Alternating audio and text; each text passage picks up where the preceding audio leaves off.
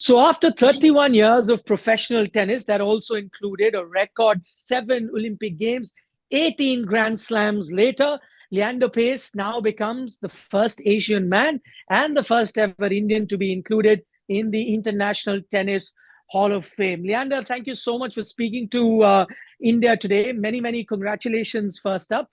And my question to you is going to be, from that 12-year-old boy that was sent bag and baggage to Chennai, did you ever think at that time that this is where you'll reach in the International Hall of Fame? Good evening. No, I never really had that in my mind to really worry about rewriting the history books or the Hall of Fame or the Grand Slams. I just had a big dream in my head and a lot of passion in my heart. So to come from playing gully cricket and gully football on Park Street in Kolkata to now roaming the Hall of Fame at Newport, Rhode Island has been quite a journey. There have been tremendous ups and downs, and this accolade, I can name you at least a million people, if not 1.4 billion people, that this accolade belongs to my parents, to my siblings, to every single one of those 192 doubles and mixed doubles partners I've had, to my coaches, my trainers, my managers, all across the world. I humbly bow my head and say thank you to my Davis Cup captains and to every single Indian out there. A big gratitude for all the support, especially through the tough times through my career and the good ones. This one belongs to all of you. Okay, I mentioned right at the start of the interview, 31 years of professional tennis. And of course, I'm going to add another 10 odd years before that. So 40 plus years of, playing tennis. Suddenly, 2 years ago, you retired. Has it been tough staying away from the tennis court? Because that would have been your life. No, it's actually been really rewarding and really nice because most athletes have a professional career of about 10 years. If they're really lucky, they have a professional career of about 18 years. But having played professional tennis for 32 years, and like you so rightly pointed out, 10 years prior to that, preparing for that, it's been a 42-year journey. And the hotels, the airports, the aeroplanes, the lounges, the arenas, the playing stadiums, the locker rooms, the loneliness of traveling the world in an individual sport has definitely taken its toll. I love being around family. I'm spending a lot of time with my parents who are aging at the moment and enjoying my conversations and my breakfasts and dinners with them. Also to rekindle all the friendships that I've had from my youth and now spending a lot of time with them playing golf or playing sport or gym training, playing football is great fun. Also, with the work that I do in inspiring kids all across the world, that if I could achieve excellence, then so can they. It's been very rewarding to now having retired from playing my last match on the 7th of March 2020 to now where I'm at in my life. It still has its challenges, still has its lonely, tough spots, but at least now I have my loved ones around me, which makes life a lot easier. Okay, life's become easy for you, but life hasn't become easy for an Indian tennis fan. That's because, in cricket, I cover a lot of cricket. We often keep saying, where is the next Kapil Dev? We haven't found the answer to that. And my question to you is, where is the next Leander Paes? Because there has been a bit of a lull that we're experiencing with you not being there. Mahesh retired a few years before that. Sania Mirza no more on the tennis court. Where is the next generation of Indian tennis players? That's the question everyone's asking. Well, I think Indian tennis is going through a bit of a void at the moment, but from winning Junior Wimbledon in 1990, I believe that I inspired a lot of the youngsters to come out there and play sport. From winning the Olympic medal in 1996, one inspired Mahesh to come out of college in America at Ole Miss and play doubles with me, inspired Sanya to win her Grand Slams, inspired a lot of tennis and made tennis really cool. Also winning that Olympic medal in singles at Atlanta also inspired a lot of Olympic individual champions like Chili Rathore. One is in shooting. You got Gagan and you got Abhinav Bindra who won theirs in shooting. Also, when a young Neeraj Chopra comes by and says, "Paji, आपका तो poster हमारे stadium में देख के मैंने भी सोचा कि मैं भी जीत सकता हूँ. Leander Paes जीते हैं तो मैं भी जीत सकता हूँ." It's a very gratifying feeling. But in that, I feel like the feeder system, the grassroots level encouragement in sport and the feeder system is a big void, not just in tennis, but in most other sports other than cricket. And I must commend the BCCI and the cricketing governing body for doing a phenomenal job through their state associations, through their rural cricket academies, on how you've got champions like an MS Dhoni coming out of Jharkhand, how you got young kids coming out of, you look at Hardik Pandya, one of my favorites, who's coming out of places when most people wouldn't think that you'd have champions coming out of there. And I feel Hardik will make a phenomenal captain also down the track. I feel that other sporting governance should actually learn from cricket and basically Right. pick up on how you nurture talent in tier two, tier three cities and go to rural areas and pick out talent and nurture them. So that Mm. is my next journey. That is my next passion after achieving all the accolades I have achieved. To now, in the next 15 years, my passion is to get 250 million kids across the country playing sport. And I feel that that will Okay. look after the grassroots sports education and then have a feeder system so that you have youngsters in different sports coming up to challenge the guys at the top of the pyramid. That's heartening news to hear someone like a Leander Paes now investing in grassroots programs. Because ask any sport expert, he says you have to look after grassroots. Only then can you have a robust sporting system in place. It's lovely to know that you'll be Exactly right. investing in that, Leander. In fact, I had a conversation with your father once, Dr. Paes. He stressed a lot on grassroots as well. I know he worked a lot into grassroots sport. But the other point, Leander, is going to be that one is looking after grassroots. Then, on the other hand, you have someone who's your number one player in singles right now in a Sumit Nadal, who comes out and says that, listen, I only have about 80,000 rupees, Indian rupees in my bank account. When you have a scenario like that, the number one player saying that, what are the chances of anyone then wanting to take up tennis and making a life out of it? When you look at an event like the IPL, this is where the BCCI and the Hmm. cricket governing body gets a lot of kudos and respect, in my humble opinion. The BCCI as a governing body looks after their past athletes by giving them jobs. Umpires, third umpires, governance. Roger Uncle is now the president of the BCCI. BCCI, and he's running that show right from the front with Jay Shah. So when you Hmm. look at the whole governing body of BCCI, they've gotten the right powers that be in the right positions to make it a very successful in governing body. And that is why IPL as one event, as one league, is the biggest league in the whole world. It's even bigger than Formula One.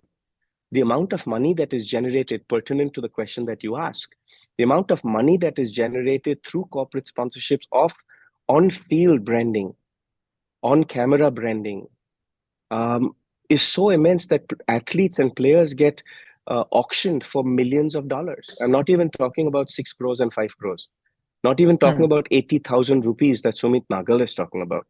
I'm talking about a Hardik Pandya going for 11 crores or 12 crores. And I'm not even talking the cream of the crop. Let's talk about a Rinku Singh. I haven't heard of a Rinku Singh before the sixes that he hit or after the sixes that he hit. But during the IPL, Rinku Singh was a household name and a legend in Kolkata for the Knight Riders.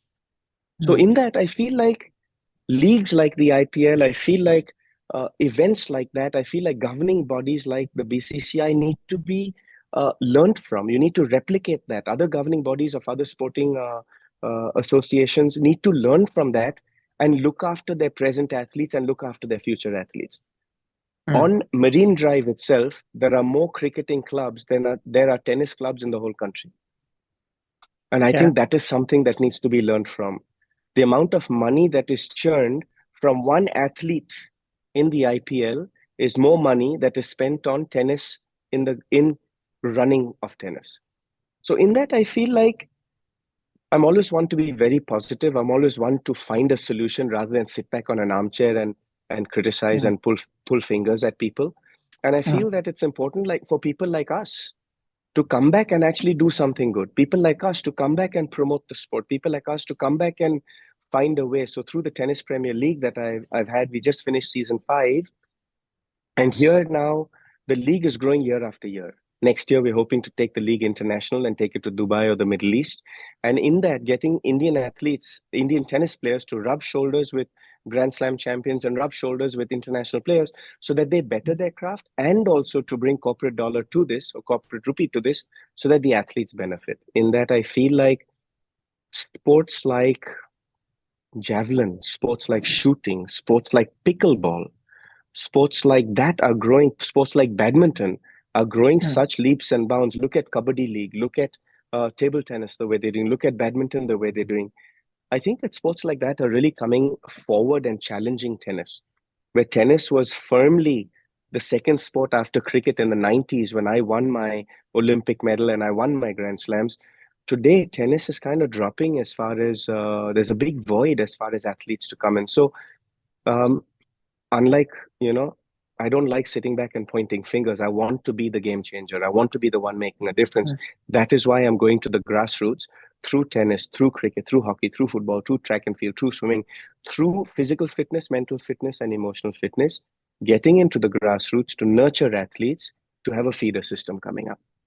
Okay, that's interesting because I'm go back to your previous answer, Leander, where you speak about the benefits of having the Olympic Games and how that can help a nation become a sporting nation. But what would you tell those that point out that having or organizing an Olympic Games is a loss-making exercise? You know, you lose billions of dollars, which could very well be put into grassroots programs, as you're talking about, or other levels of sport. Do you see a balance there? Do you see one thing being better than the other? How do you see India hosting those Olympic Games? Well, I know that the Olympic Games are huge for an economy. Sure, like any business, you can have failures and you can have successes. The Olympic Games is a phenomenal vehicle to showcase the history and culture of India. I feel that that is a big plus point to be able to showcase our tourism, to be able to showcase our history, to be able to boost our economy, not just through the real estate itself, but through the sporting heritage that we have by bringing the whole world to India and showcasing what the Olympic spirit is about. I myself am an Olympic baby. I grew up to parents who captained India in sport and won an Olympic medal in 1972. And being a second generation Olympic champion, I know all too well that the success stories of the Olympics is not only on a podium. It's about encouraging our youth who are so caught up with social media, so caught up with their smart gadgets, so caught up in the modern risks of modern society. And I'm not even going to mention them. All our viewers know what I'm talking about here. But to nurture our youth through good health, through good physical health, through good mental health, through teaching them leadership and teamwork through sport. Sport is a great vehicle to encourage our youth where they can get scholarships around the world to education. They can get great jobs around the world just by being athletes. And at the same time, learn skills like leadership, camaraderie, and learn how to lose gracefully and win gracefully. To me, the character building that sport give, I know all too well. I've done the Olympics for 7 Olympics consecutively, and that's 30 years of that. So in that, I've lived my whole life as an athlete to represent my country, represent my people on a global scale. And I can tell you with utmost confidence that bringing the Olympics to India in 2036 will be a phenomenal effort to actually boost not only the economy of India, but to boost the morale of the youth in our country, that we can showcase goodness and well-being through sport. Okay, I'm going to bring you back to tennis, Leander. And the one question that gets asked very often when you're talking about Indian tennis is why doesn't Indian tennis achieve the kind of success that it achieves at the doubles level in singles? Now, I remember you having watched you 1993. Davis Cup comes to my mind. You beating Anand Bosche at that time. I remember you beating Pete Sampras at the Pilot Pen. I remember you winning that singles medal at the Olympic Games. So there was success there. Why is it that for Sanya too, she started off as a singles player, then went on to playing doubles and then won a lot of Grand Slams. Why is it that Indians are not able to replicate that in the singles form? And I know you're a big one on genetics. Does that play a role here?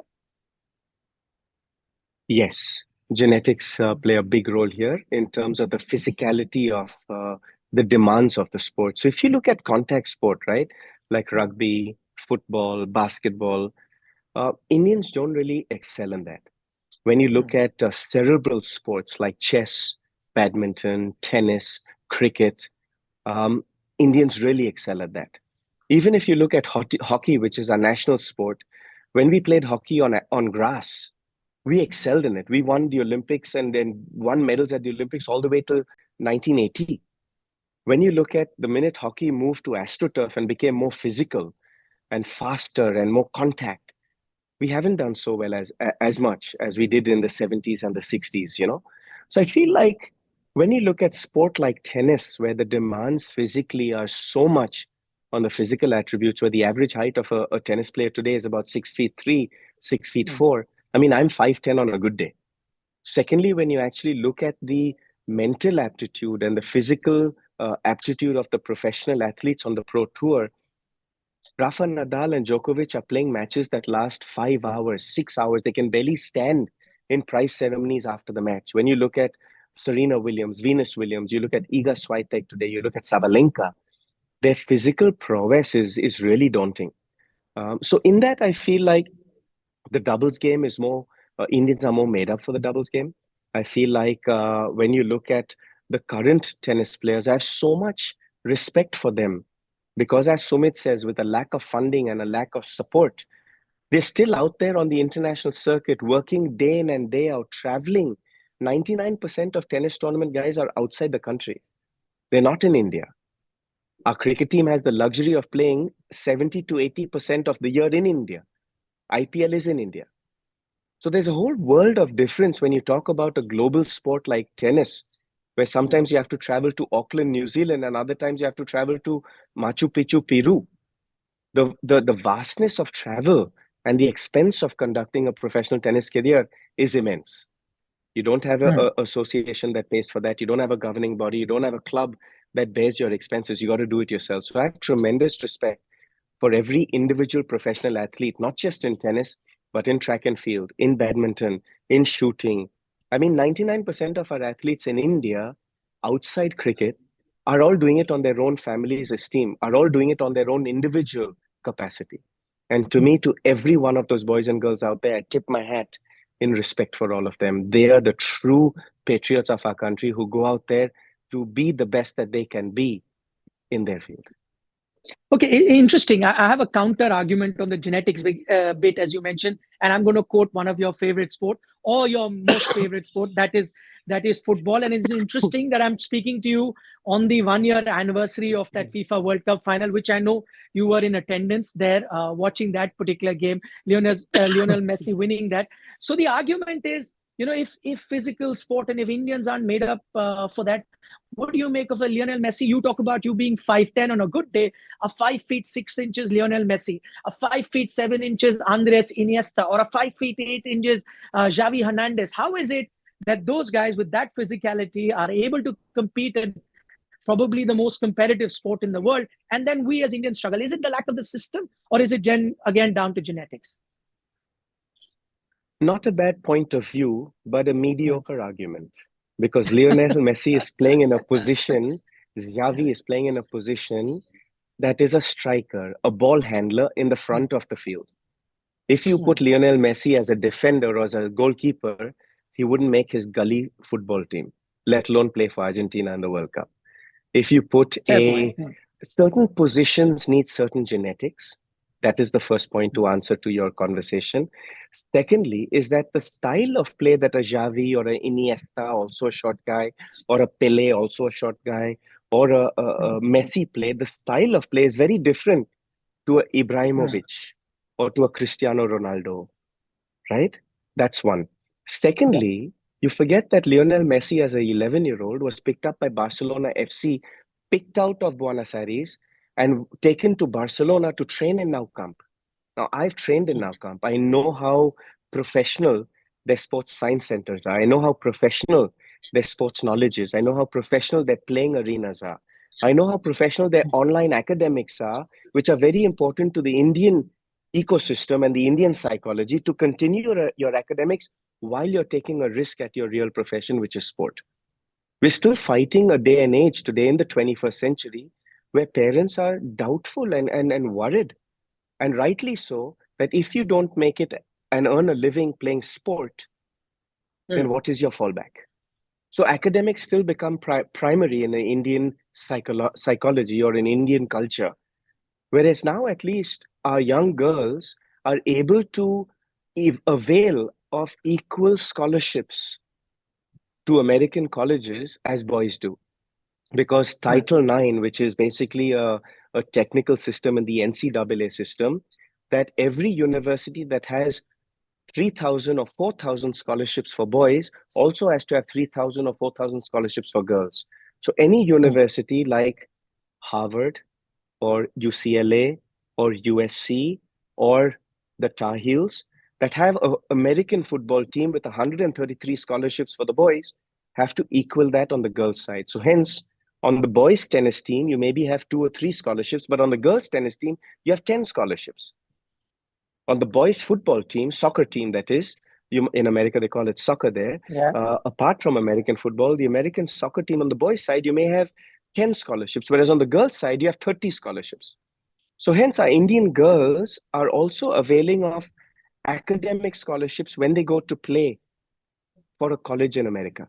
And I think these are the nuances of knowledge that need to be shared with our Indian parents, because you got to coach the parents just as much as you got to coach the athletes. In fact, even more so, because where would a average middle class mother or father be willing to take the risk of sending their child at the age of 16 or 17, let alone at the age of 11 when I left, abroad, not to Chennai, not to Gujarat, not to Haryana, but sending them abroad, a 23-hour flight away, to take the risk of being a professional athlete.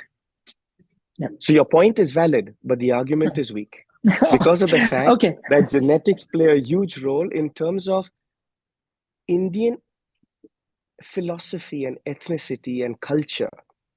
In terms of preparing the parents to build world champions is also very important in terms of the ecosystem of sport in our country.